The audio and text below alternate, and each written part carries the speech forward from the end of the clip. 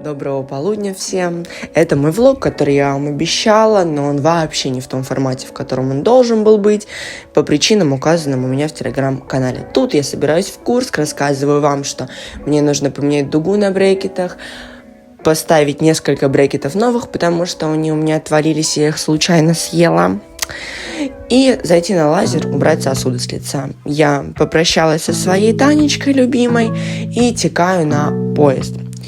В поезде было дохренище людей, просто пипец, там не получилось ничего снять. Обычно, когда я еду в поезде, едет 3,5 человека, и мне ничего не мешает. Но были майские праздники, все битком.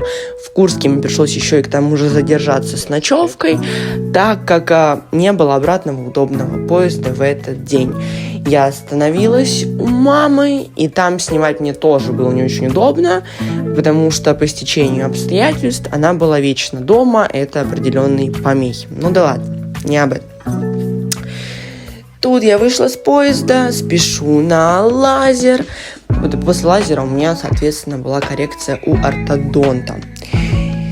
Рассказываю вам, что мне все не нравится. Дождь начинается, погода дебильная, мерзкая, а это моя Олеся. Я уже встретила все дела, и встретила, сделала все дела, увиделась с Олесей, мы круто провели время. Мы редко видимся, но всегда классно. Спасибо ей, что уделяет мне время и поднимает настроение каждый раз. Вообще, поездка в Курск была очень сумбурная. Времени было много, но как будто бы его не хватило. Еще у меня был крутой инцидент с покупкой симки, о нем я тоже расскажу в телеграм-канале.